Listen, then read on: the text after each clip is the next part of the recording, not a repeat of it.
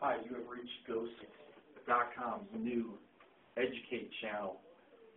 It's part of our Learn, Click, and Choose, and it's going to be an educational section of our website where I get a lot of people calling, asking questions about the 4,000 different products that we sell on our website.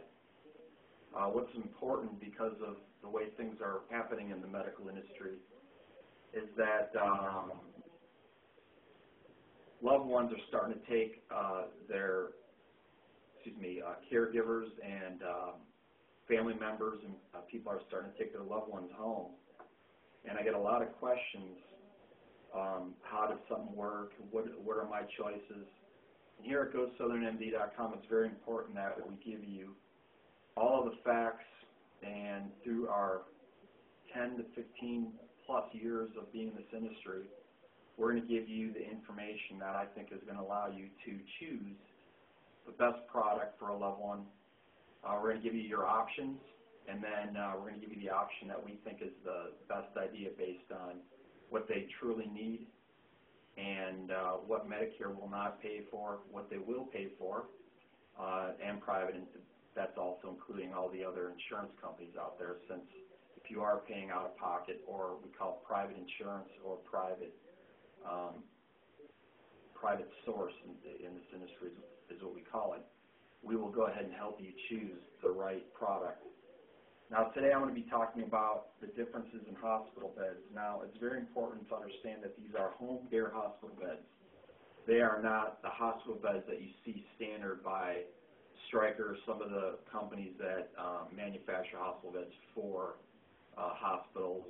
These are $10,000, $15,000 hospital beds. They're very expensive, and they are not used in the home care setting.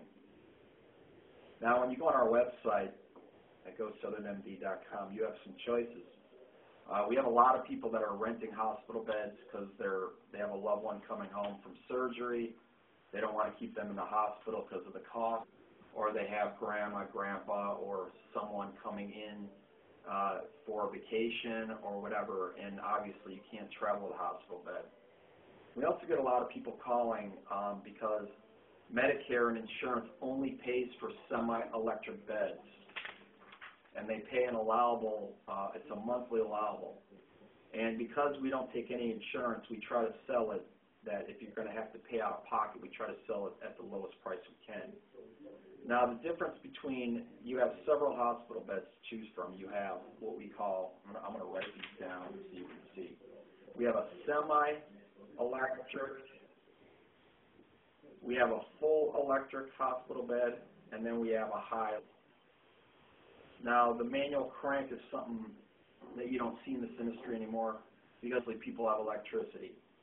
But when, in my days of selling out at the Navajo Nation up in northern Arizona and part of New Mexico, we do provide manual crank hospital beds in some of the areas where people still elect not to use electricity. So you have to manually crank the bed where it goes up and down.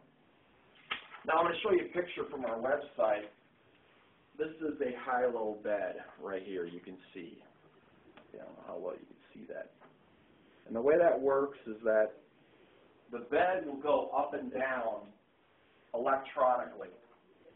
What that means is that the back and the legs are going to be able to go up and down separate, okay? And it's applying, it's a controller that you push, and you'll have two buttons. You'll be able to control the back, so that way you can set the back where you want it, and then you'll also be able to move the legs and set the legs where you want for people that have to elevate their legs, people that want to sit up while they're watching TV, or people that need to lower the bed, the back and the legs, so that way it's easy transport out to use the bathroom or to get up and get out. Now the standard bed size is typically around 34 by 80 inches. Okay, so it's a single. It's a full-size bed, but it's not. It's more of a twin-size bed. So people do think that they can get a really large, like a queen-size hospital bed. You can't in the home care setting. The only thing that you can get is a luxury adjustable bed that will work in the hospital room setting. If you're going and buying an electric hospital bed, they do come in typically around 4 pieces. The headboard and the footboard come, and then you have to put that together along with the other box, which is the actual motor and the body. Very difficult to put together, and it typically takes about 2 people to do it. The total weight, I've seen them get under 100 pounds with what's called whisper light in this industry. The whole package would weigh about 180 pounds. This particular product weight for a high-low bed or a full electric bed is going to run about 240 pounds. Now, we do rent full electric hospital beds. The semi-electric bed, the way that works, and I'm going to try to draw a picture of this. Okay, this is how the bed looks right here. Now, when you apply electric, when you hit the button, what will happen? The back and the legs will come up at the same time with one button. That's called a semi-electric bed. And the reason why Medicare will pay for this is because it's the least expensive bed out there. Now, this is the full electric bed when you have it completely extended and put together. So what happens is the back and the legs are going to go up and down separate, okay? And then what also happens is this bed is going to be able to go up and down, and that's for you transport out of the bed. Someone has to get out, and you got to get them really low to the ground.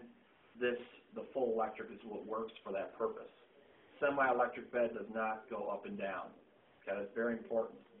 And then recently they've come out with what's called a high-low bed. So if you have it straight like this, it's going to have the same option where the legs and the back are going to be able to be adjusted separately, and then it's go up and down just like the full electric bed. But in this instance, the high-low bed is going to get down to 9.5 inches from the deck. Now that's the height from the floor to the deck, which is the lower part of the bed, which is extremely low. You're looking at from this table, this is about 9.5 inches, and then you have to always add on the 8 inches for the mattress. In this industry, I've seen half of the people like the foam mattress, half the people like the spring mattress, so I see no advantage to choosing either one of those. Now, when you order a mattress, on our website, you can choose a different type of mattresses. We have a package of either a semi-electric bed, a full electric bed, or a high-low bed. You're going to be able to choose the bed by itself, which will run you anywhere from $470 up to about $1,000, and that'll include just the bed. And then you can add on the type of mattress you want, because some people want to get like a foam, a very high resiliency foam mattress, or they want to get a memory foam mattress, or some people want it a little bit longer. Now, you can get an extender in this industry on these beds, which will give you another 8 inches, but typically you're going to get about 36 inches by 80. Some of them are 34 by 80, but most are 36 by 80. You can extend it another 4 inches by getting an extender to it. And then, after that, you have to decide what is the situation of the one that's needing this bed. Do you need to have them on a air loss mattress, which replaces the additional mattress? So you might not need a mattress. Or rail. All our bed packages come with rails. You can either choose a half-size rails or full-size rails. That's basically picturing a hospital bed. And then you have half or full. Now, full rails on a hospital bed is illegal in the skilled care setting because it's a restraint. That means they're not going to be able to get out if there's a fire. So you have to consider that if you're ordering a hospital bed or renting it for a loved one in a skilled care or hospital or nursing home setting. If you're having them go home, I highly recommend going and looking at a half-size rails if restraint is an issue or if you need that to be able to pull yourself up. I've seen people use rails for that purpose. There's a lot of different choices in regards to things that you can put on your bed to make it more accessible for a loved one. And then if you want to get without using the rails, you can obviously order fall prevention products that are listed on our site. We have the fall prevention mat, which works very well. I highly recommend going with the high-low bed so you get them really close to the ground.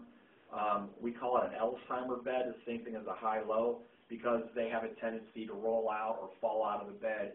We see a lot of broken bones. A lot of people get hurt because of that. So in conclusion, when you're choosing a hospital bed, you have to take all these things in consideration. And I hope I've been able to help you. Please contact us anytime, 855-528-2539, for any questions. We will be continuing to add on to our Go Southern MD channel, both YouTube and Justin TV. Thanks.